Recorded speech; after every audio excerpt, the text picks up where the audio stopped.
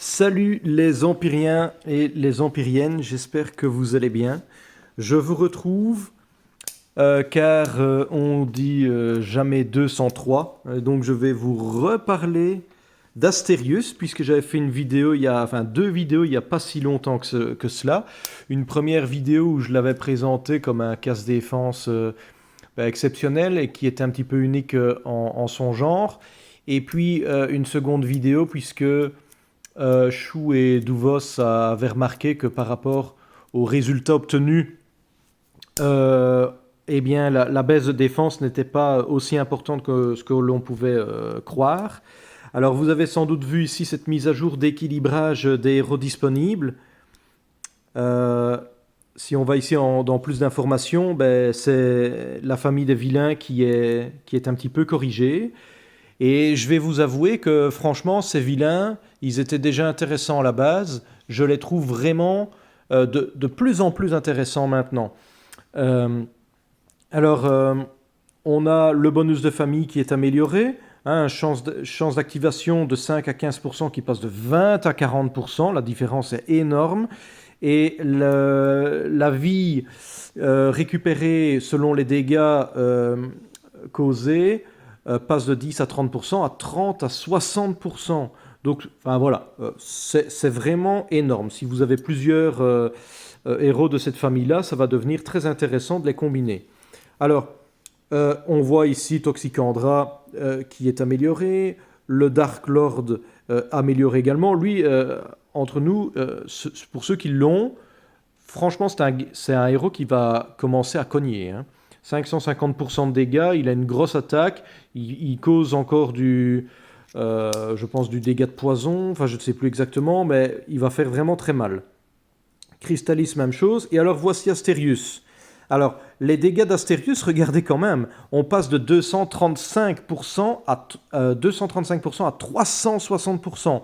L'amélioration est quand même assez colossale. Hein. Ses dégâts de brûlure de 86 passent à 101. Et alors, sa fameuse réduction de défense qui augmente à chaque tour, de moins 10% passe à moins 16%. Donc on avait jusqu'à un total de moins 30%, on va maintenant arriver à un total de jusque moins 48%.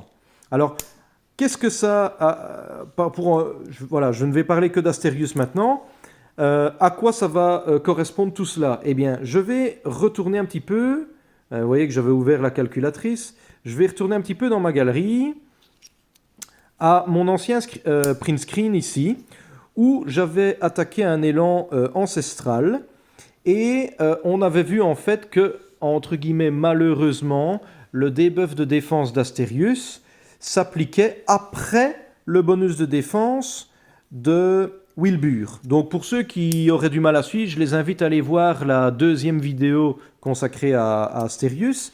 Hein. Donc ici finalement, des 1056 points de défense de l'élan, on obtenait un debuff de moins 643, c'est-à-dire les moins 44%, et puis les moins 30% qui s'appliquaient au résultat des moins 44%. Eh bien, que va-t-il se passer maintenant? Je reviens ici un petit peu en arrière. Vous voyez déjà ici les dégâts que j'inflige. Donc j'ai d'abord activé Astérius. Il a causé 474 points de dégâts à l'élan, 603 points de dégâts à gauche, 596 à droite. J'ai également, ça je ne l'ai pas en screenshot, mais j'ai également pris note des dégâts de feu par tour qu'il cause. 118 points de dégâts. Je rappelle que mon Astérius n'est pas emblémé. Ok, 118 points de dégâts par tour, ça dure 3 tours. Hein, plus les 476 dégâts bruts et un peu plus sur les côtés. Ça commence tout doucement déjà à cogner hein, d'entrée de jeu. Ensuite, premier tour. Je n'ai que le debuff hein, d'Astérius. Hein. Donc vous voyez, moins 16%. On a donc 169 de défense en moins, puisque 1% de 1056, bah, c'est 10,56 fois 16%, on arrondit à 169. Deuxième tour, on passe à moins 338. Moins 338, c'est déjà plus que ce qu'on avait au troisième tour précédemment. Et au troisième tour, les moins 48% de défense, on est à moins 507 de défense. C'est plus que ce que Wilbur fait. Bon, attention que, ok, ça ne dure qu'un tour, hein, ok. Bon, je vais maintenant appliquer mon Wilbur.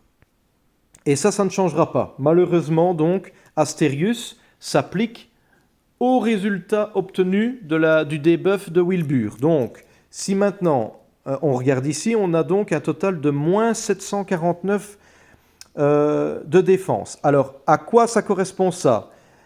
1056 points de défense, moins les 44% de Wilbur, c'est-à-dire qu'on enlève 44 fois 10,56 points de défense. Et à cela, on va encore soustraire les 48% de baisse de défense d'Asterius, c'est-à-dire 48 fois 5,92 points. Alors pourquoi ça vient d'où ces 5,92 points? C'est simplement que quand j'enlève les 464 points qui correspondent aux 44% de baisse de défense de Wilbur, j'obtiens une défense de l'élan de 592. Et à cela, donc les 48% de 592, hein, on obtient donc un résultat total de moins 749 de défense. Il lui reste donc 307 points de défense au total.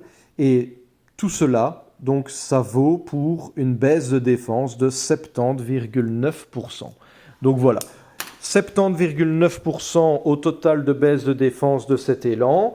Cela ne dure qu'un seul tour, bien entendu, mais comme je l'ai dit, Asterius maintenant cause des dégâts quand même plus importants, assez conséquents quand même, plus le dégât de brûlure. Voilà, donc franchement, j'en étais déjà content au point de l'avoir présenté en vidéo. Je suis vraiment ici voilà, très heureux de la nouvelle, hein, donc du petit upgrade dont il bénéficie. Donc si maintenant je retourne à mon ancien, vous voyez ici l'ancien, moins 643, on passe à moins 749 de défense. Voilà. Voilà pour cette petite mise à jour concernant Asterius. Si vous l'avez, franchement, n'hésitez pas. Ce n'est peut-être pas une priorité, mais pour ceux qui l'ont, franchement, c'est vraiment un personnage qui devient de plus en plus intéressant. Voilà, je vous laisse là. Je vous souhaite une bonne journée et à bientôt. Salut!